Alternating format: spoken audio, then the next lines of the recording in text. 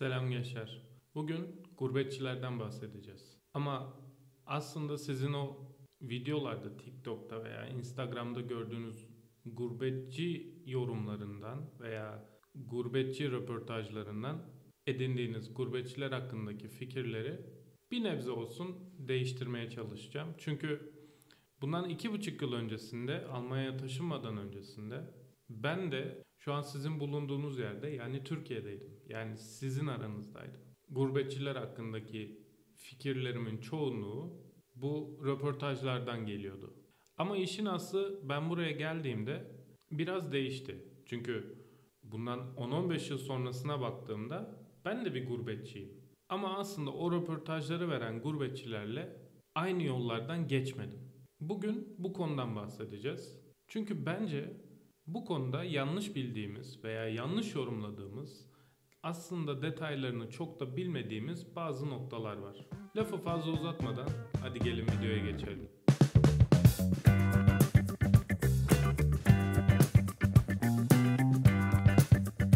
Şimdi ben Türkiye'deyken gurbetçiler hakkında Almanya'da yaşıyorlar, euro ile kazanıyorlar, bir elleri yağda bir elleri balda. Türkiye'ye tatile geldiklerinde de sürekli Almanya'yı kötülüyorlar olarak görüyordum. İşte Türkiye cennet, kurulu düzenimiz olmasaydı biz de gelirdik vesaire vesaire lafları zaten hepimiz biliyoruz. Sürekli Türkiye'ye geldiklerinde işte biz orada çok çalışıyoruz da, tuvalet temizliyoruz da vesaire vesaire hep bunlardan yakınırlar. Almanya şöyle kötü, böyle kötü. Hep şikayet ederler. Yani en azından elimizdeki profil böyle bir profil.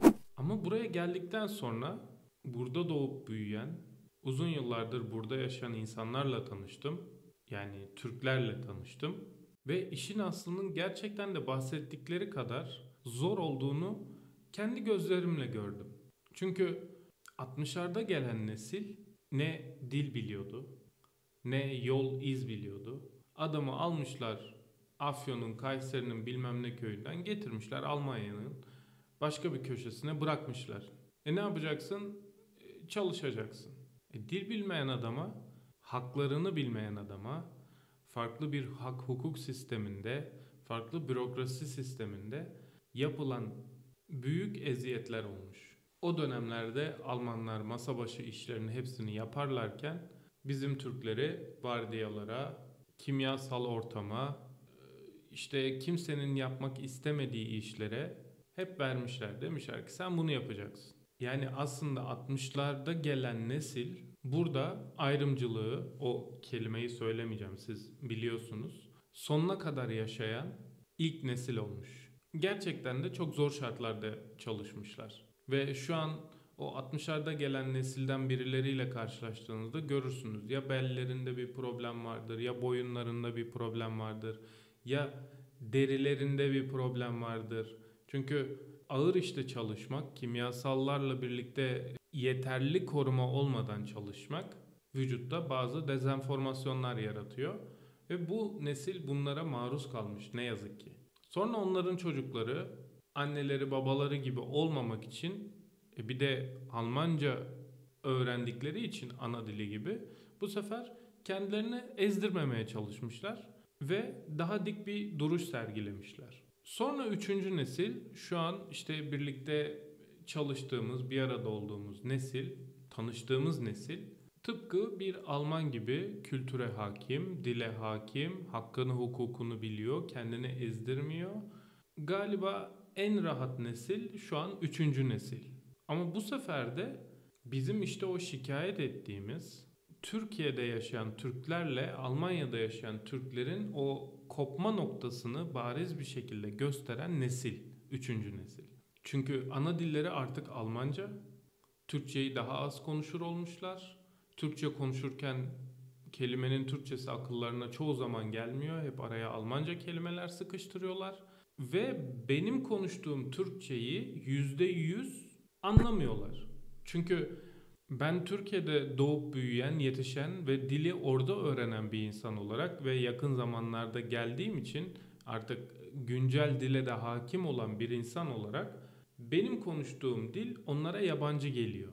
Mesela söylemek kelimesini anlıyor Ama söyleyebilmek kelimesi dediğinde o bilmek takısı ona fazla geliyor. Hani söylemek mi bilmek mi tam ayırt edemiyor. Bu dil ayrımı olduğunda da bu sefer insanlar arasında bir boşluk oluşuyor. Kendi aslında söylemek istediklerini iyi ifade edemiyor. Biz de büyük ihtimalle bu yüzden onları tam olarak anlamıyoruz. Aslında onların çektiği ayrımcılık, o kelime, zorluklar, yaşadıkları zorluklar, hep kötü işlere gönderilmeleri, mavi yakalı olarak çalıştırılmaları onlarda bir negatif etki oluşturmuş. O yüzden Türkiye'ye geldiklerinde insanlar sürekli kafelerde, dışarıda rahatça gezebiliyorlar. Gece 12'lere kadar, 1'lere, 2'lere kadar açık mekanlar var. Alışveriş merkezleri haftanın 7 günü açık vesaire vesaire. Bu durum onlara tabii ki de farklı geliyor. Çünkü her ne kadar biz Türkiye'de bu düzene alışmış olsak da Almanya'da hafta sonları özellikle pazar günü her yer kapalı. Sokakta insan yok. Tek tük görürsün. Büyük şehirlerde Berlin, Köln, Münih gibi şehirlerde belki bu kadar sessiz sakin değildir. Ama bu şekilde kalabalık şehirler Almanya'da tek tük. Geri kalan bütün şehirlerde nüfus az olduğu için cumartesi pazar günleri şehirler ölü. Herhangi bir aktivite yok. Keza hafta içi bile saat 6'dan 7'den sonra açık bir yer bulmak neredeyse imkansız. İnsanlar bu şekildeki ortamdan Türkiye'ye gelince wow oluyorlar. İşte hayat, canlılık. Bunu görünce de diyorlar ki siz Türkiye'nin kıymetini bilmiyorsunuz. Şimdi aslında onlar bizi tanımıyor.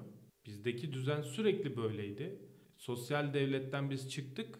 Kapitalist bir düzenin tüketim çılgınlığının içinde yüzüyoruz, içinde boğuluyoruz.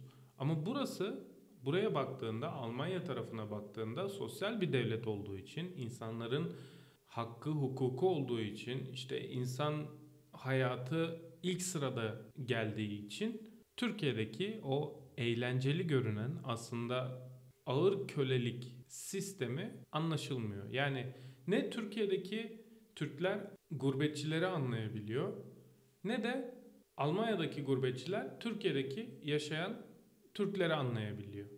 Genele baktığında aynı dili konuşuyorlar ama haberler burada Türkiye'deki kadar üçüncü sayfa haberi değil sürekli.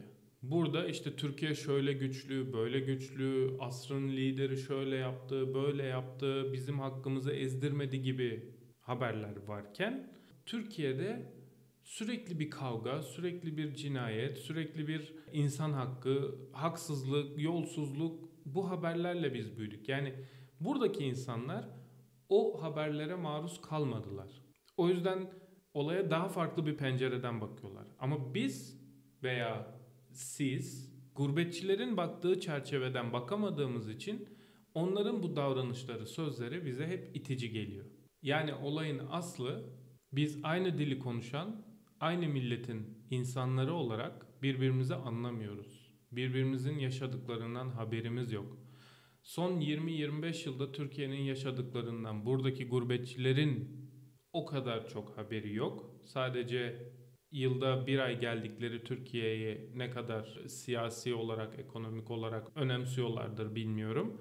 Ama tabii ki her ne kadar yılda bir ay gelseler de bu bir ayda anlaşılabilecek bir durum değil. Yani orada yaşayabilmek lazım durumu daha iyi algılayabilmek için. Yani olayın aslı tam olarak böyle. Birbirini tanımayan, birbirinin yaşadığı zorluklar hakkında fikri olmayan, biz nasıl gurbetçilerin burada yaşadığı zorlukları bilmiyorsak, onlar da Türkiye'de yaşayan, işte benim gibi yeni gelen insanların orada yaşadığı zorlukları bilmiyorlar. Aslında oturup konuşsak, ya bak kardeş şöyle oldu, böyle oldu, tamam sen de bunları yaşamışsın. Onlar bizi anlıyor, biz de onları anlıyoruz. Herhangi bir çatışma yok. Çünkü neden çatışma olsun? Yani biz Almanya'da yaşarken veya Almanya'ya gelme yolunda olan insanlar olarak onların burada oluşturduğu diaspora sayesinde, bir bilinirlik, varlık sayesinde biz neden sürekli Almanya'ya geliyoruz? Yani dünyada ülke mi bitti ki? Neden herkes Almanya'ya geliyor? Çünkü burada bir artık Türk kültürü var. İnsanlar Türklere alıştı. Türk marketi var. Neredeyse her şehirde Türk marketi bulabilirsiniz. Türk ürünleri bulabilirsiniz. Burada bir diaspora var. O yüzden insanlar, yani biz aslında onlara çok şey borçluyuz. Çünkü dünyada başka ülke mi yok? Neden Türkiye'den yurt dışına çıkmak isteyen birçok kişinin ilk aklına gelen yer Almanya? Çünkü onlar sayesinde. Yani onlar burada bir diaspora kurdu. Onlar burada bir varlık, birlik inşa etti. Bunca yıldır süre gelen zaman içerisinde. Yaklaşık 5 milyona yakın Türk var şu an Almanya'da. Bunun sayesinde burada bir şeyleri artık bilinir hale, Türklerin de var olduğunu bilinir hale getirdikleri için bizim onlara çok şey borçlu olduğumuzu bilmemiz lazım aslında. Ama aynı şekilde onlar da Türkiye'ye geldiklerinde bu işte bilmiş tavırlar, işte bizim Avrupa'da şöyle, Almanya'da böyle kıyaslamaya girmelerinden vazgeçmeleri lazım. Çünkü her ülkenin kendine göre dinamikleri var. Yani davulun sesi uzaktan hoş gelir diye bir atasözümüz var, biliyorsunuz. Her şey öyle uzaktan bakıldığı kadar güzel olmayabilir her zaman. Almanya tarafından Türkiye'ye baktığında o şöyle güzel, havası böyle güzel. Evet, havası güzel, doğası güzel ama insanlar geçinemiyor. Burada yaşayan gurbetçilerimizin de bunu anlaması gerekiyor. Yani oturup konuştuğumuzda anlaşamayacağımız bir problem yok. Ama internette görüyorum, sen gurbetçisin deyip başlıyorlar laf atmaya. Gurbetçiler de eli armut mu topluyor? Onlar da başlıyor. Sen de işte şöylesin, böylesin. Hep bir çatışma halindeyiz. Ama paylaşamadığımız şey aslında incir çekirdeğini doldurmayacak şeyler. Neden? Çünkü oturup konuşamıyoruz. Birbirimizin yaşadığı zorlukları, geçtiğimiz yolları bilmiyoruz. O yüzden bu videoda elimden geldiğince onların yaşadıkları zorluklardan bahsetmeye çalıştım. Onlar 60'larda gelip burada en ağır işlerde çalışmışlar yıllar boyunca. Ayrımcılığa maruz kalmışlar. Kendi kültürlerinden, ailelerinden uzakta yaşamak zorunda kalmışlar. Ve bir şekilde burada özlerini korumaya çalışmışlar. Yani gurbette olmak gerçekten zor bir şey. Özellikle bizim gibi bir millet için. Çünkü biz aile bağları güçlü olan, arkadaşlık bağları güçlü olan, iletişimi yüksek olan, sürekli hareketli, yerinde duramayan bir milletiz. Ama buraya gelip bu kültür içerisinde, bu durağanlık içerisinde tabii ki zorlanıyoruz. Üstüne bir de bürokrasi, üstüne bir de dil, birbirimizi anlamamız lazım. Tartışmadan, dövüşmeden, kavga etmeden bir olmamız lazım. Umarım videoda anlattıklarım sizin için bir şey ifade etmiştir. Çünkü bugünlerde en çok ihtiyacımız olan şey biraz anlayış ve biraz güzel iletişim. Evet gençler, bu haftalıkta bu kadar. Umarım videoyu beğenmişsinizdir. Haftaya görüşmek üzere. Bye bye.